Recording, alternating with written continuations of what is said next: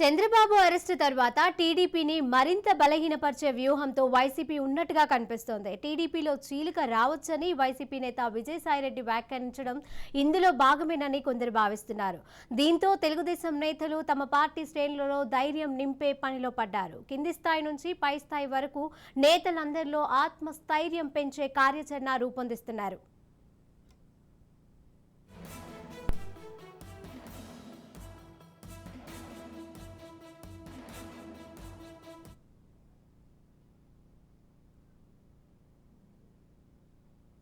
ఇక దీనిపై మరిన్ని వివరాలను మా ప్రతినిధి మోహన్ అందజేస్తారు. మోహన్,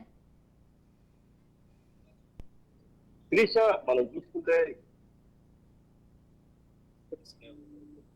కూడా ఒక టీడీపీని ఎందుకంటే వ్యవస్థాపరంగా పూర్తిగా స్ట్రాంగ్ గా ఉన్నటువంటి ఒక రాజకీయ పార్టీ ఆల్మోస్ట్ ఎందుకంటే ఒక 45 సంవత్సరాల రాజకీయ చతురత ఉన్నటువంటి చంద్రబాబు నాయుడు ఎప్పుడైతే చంద్రబాబు నాయుడిని అరెస్ట్ చేసి రాజమండ్రి సెంట్రల్ జైల్లో జ్యుడిషియల్ రిమాండ్ లో ఉంచారో అక్కడ నుంచి టీడీపీని ఒక వ్యవస్థాపరంగా ఆ టీడీపీని బలోపేతాన్ని తగ్గించాలి అని చెప్పేసి చూస్తున్నటువంటి వైసీపీ ప్రభుత్వం ఏదైతే ఉందో అధికార పక్షం, ఆ అధికార పక్షానికి మింగుడు పడకుండా ఒక్కొక్క నిరసన ప్రదర్శన చేసి పూర్తిగా కూడా మళ్ళీ ఓవర్కమ్ చేసుకొని ఏదైతే పార్టీ దయనీయ పరిస్థితిలో ఉన్నప్పుడు కూడా సీనియర్ లీడర్లందరూ కూడా ఒక తాటి మీదకి వచ్చి ముందుకి నడిపించడంలో కీలక భూమిక పోషిస్తారని చెప్పుకోవాలి.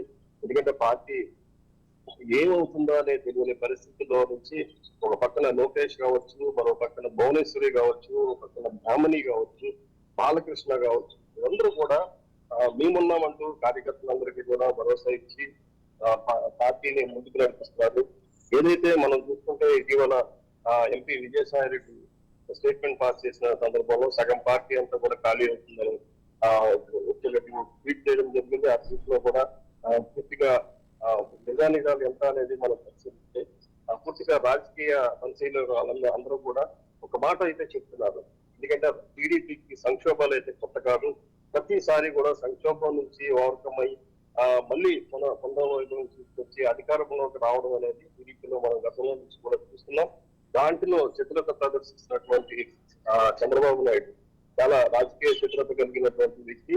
దానికి నాయకులందరికీ కూడా దిశానిర్దేశం చేస్తున్నారు. ఏదైతే జైల్లో ఉండి కూడా ప్రతి విషయాన్ని రాజకీయపరమైన అంశాలతో ములాఖత్తు వెళ్ళినప్పుడు చర్చించి ఎలా వెళ్ళాలి, ఎలా ముందుకు వెళ్ళాలి అనే విషయాన్ని అటు కుటుంబ సభ్యులకి, ఇటు సీనియర్ నేతలకి వీరిద్దరికీ కూడా దిశానిర్దేశం చేస్తూ ఎలా ముందుకు వెళ్ళాలనేది అని చెప్తున్నారు. ఏదైతే అధికార వైసీపీ పార్టీ ఏదైతే అనుకుందో పార్టీ నిర్వీర్యం అయిపోద్ది, బలహీనపడుతుంది అనే అంశాన్ని వచ్చి పూర్తిగా ఏదైతే కార్యక్రమాలు టీడీపీ చేస్తుందో ఈ కార్యక్రమాలతో మరింత ముందుకు వెళ్తుందని చెప్పేసి కార్యకర్తలందరూ కూడా మళ్ళీ ఫుల్ జోష్ గా ఉన్నారు.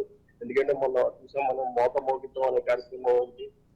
ఏదైతే ఈ గాంధీ జయంతి సందర్భంగా సత్యాగ్రహ దీక్ష ఇదంతా కూడా పూర్తిగా జైల్లో చంద్రబాబు నాయుడు, అలాగే ఢిల్లీలో లోకేష్, అలాగే రాజమండ్రిలో భువనేశ్వరి వీళ్ళంతా కూడా కార్యకర్తలందరినీ ఉత్తేజపరుస్తూ అనూహ్యంగా ఇక్కడ పార్టీలకు అతీతంగా వస్తున్నటువంటి ప్రజలందరూ కూడా బయటికి రావడంతో ఈ వైసీపీ ప్రభుత్వానికి మింగుడు పడలేదని తెలుస్తుంది. కొంతమంది సీనియర్లందరూ కూడా ఏమన్నా తప్పుడు నిర్ణయం తీసుకున్నారా జగన్ అనే అంశాన్ని కూడా చర్చించుకుంటున్నట్టుగా వైసీపీ వర్గాల్లో చెప్తున్నాయి. ఇటువైపు చూసుకుంటే టీడీపీ కూడా ఏదైతే ఖచ్చితంగా పార్టీని బయటికి వస్తే అరెస్ట్ చేస్తారనే నాయకులు నుంచి ఈ రోజున ధైర్యంగా నిరసన ప్రదర్శనలోకి వచ్చి మొత్తం అందరూ కూడా నిన్న మోగిద్దాం కార్యక్రమాల్లో కూడా భారీ స్థాయిలో జనాలందరూ కూడా రోడ్డు మీదకి రావడం జరిగింది. అలాగే దీక్షా శిబిరాల్లో కూడా ఎక్కువగా పాల్గొంటున్నారు. ఇటువైపు మహిళలు మనం చూసుకుంటే మహిళలు ఎక్కువగా రావడం అనేది అటు భువనేశ్వరి ఇంపాక్ట్ అనేది చెప్పుకోవాలి, బ్రాహ్మణి ఇంపాక్ట్ అనేది చెప్పుకోవాలి. ఇలాగే సీనియర్లందరినీ కూడా ప్రతి చోట ఎక్కడైతే కార్యాచరణ జనసేనతో కలుపుకొని వెళ్తున్నటువంటి టీడీపీ పార్టీ మరింత బలోపేతమై ఏదైతే నిర్వీర్యం చేద్దాం, బలహీనపడతాం అనుకునే వైసీపీ కుట్ర అవ్వచ్చు, ఏదైతే స్ట్రాటజీ అవ్వచ్చు, దాన్ని బలోపేతం చేసి టీడీపీ ఓవర్కమ్ అయి మంచి సమాధానం చెప్తుందనే చెప్పుకోవాలి. Right, thank you Mohan.